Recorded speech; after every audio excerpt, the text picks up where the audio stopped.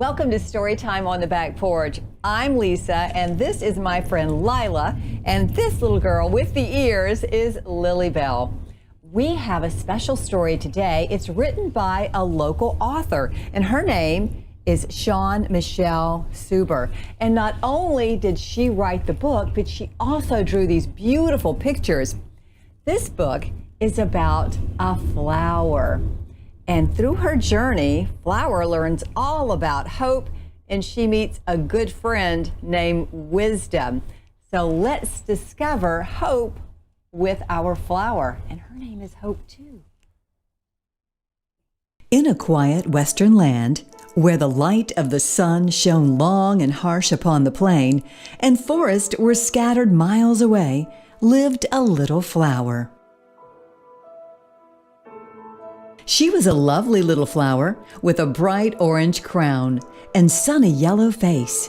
Her body was slender and deep green. Her leaves were soft and plentiful, yet she was very sad, for she was all alone. She lived and grew in the driest land where no one dared to be. "Oh, where can you be? Anyone, please come save me." The little flower was very lonely, but she knew of a thing called hope. She had dreams of life and love surrounding her. She dreamed that one day she would meet a friend and pictured all the lovely conversations they would have. But sometimes a thing called doubt would make the flower cry, and she would forget about hope. "I wish I had a friend with me, somebody to love and share my dreams." The little flower grew with each passing day, and as the sun beat down upon her petals, she began to know a thing called time. Each day was long and lonely. "Oh, how I wish I had shelter," she'd say. "A mighty tree would suit me, indeed, or maybe bushes full of leaves." One night, an odd thing happened. It never rained for long, but on this night, wind and rain would not stop. It blew and crashed upon the land. She was wilted and weary by morning's sun. Most of her petals had been blown away. She was so afraid. After hours of crying, the little flower closed her eyes and began to sleep. She dreamed that she was full of life and surrounded by a huge patch of flowers. She was no longer lonely and was very happy.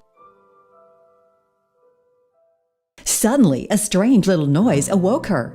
It didn't sound at all like wind or rain. When she opened her eyes, she was very startled. "Who are you?" she exclaimed. And as the little worm straightened his bifocals and arranged his bow tie, he said, "Why, hello, lonely one. My name is Wisdom. I am here to help you." "Oh my, where are you from? How did you find me, little one?" "I've come from the ground," he stated clear.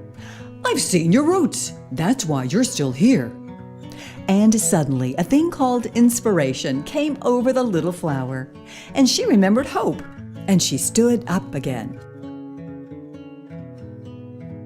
"You see," said the worm, "you are still here.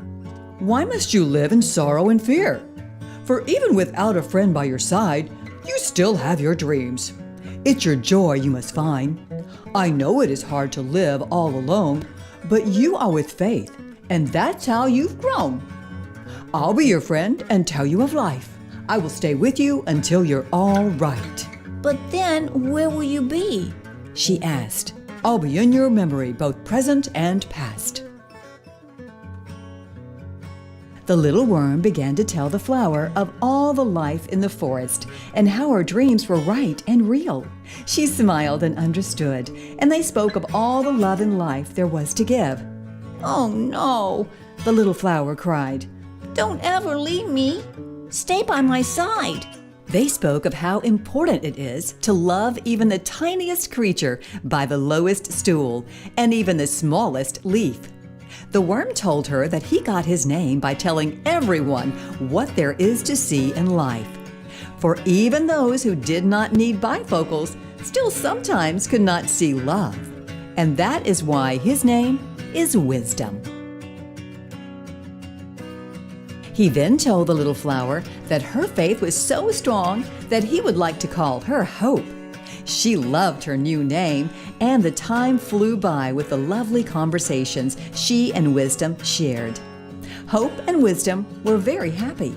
They spoke of time and how the sun would tell them it was time to wake up, and the moon would let them know when it was time to sleep. Hope told Wisdom that she knew if there were all those sparkly little things in the night's sky, that there must be more than just her on the ground. And for each of those sparkly stars, she would imagine a friend. They talked all night long.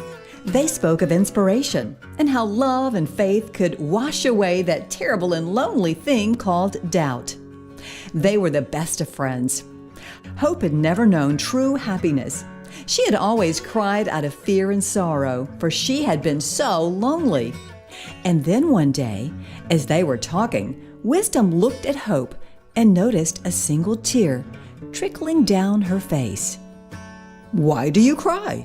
he asked. "Because I'm so happy," she said. And Hope, for the first time, cried not because she was lonely or scared or filled with doubt, but because she was happy and alive. "You see," said Wisdom as he smiled, "you've had it in you all the while. No longer shall you be alone, for your heart is now completely grown. It is not loneliness and fear that bring all love and life near, but happiness and grateful tears that give you friendship real and clear." "So I am happy?" asked the flower. "Yes," said Wisdom. And the little flower was now at peace. She had learned to accept her life as it was, and how to conquer the doubt that wind and rain and lonely day would sometimes bring. Wisdom had given her inspiration, and she grew strong and tall. Her beautiful orange and yellow crown was so full and bright. Her spirit was free from loneliness and sorrow. Hope told Wisdom what she learned and how happy she is just to be alive. Wisdom was so excited, he began to bounce up and down in amazement and shouted, "Hooray! Hooray! It's true, you're free! And all your sorrow and misery gone away from you. Now all your wishes will come true. Remember what I told you, friend, and know it till we meet again." And Hope looked down at the little worm to say goodbye. Just as she began to shed a tear, she saw something growing beside her. It was a little flower. "You see, it's real. All you feel and everything you'll ever be. For all your struggles, all your pain, you are still alive and free.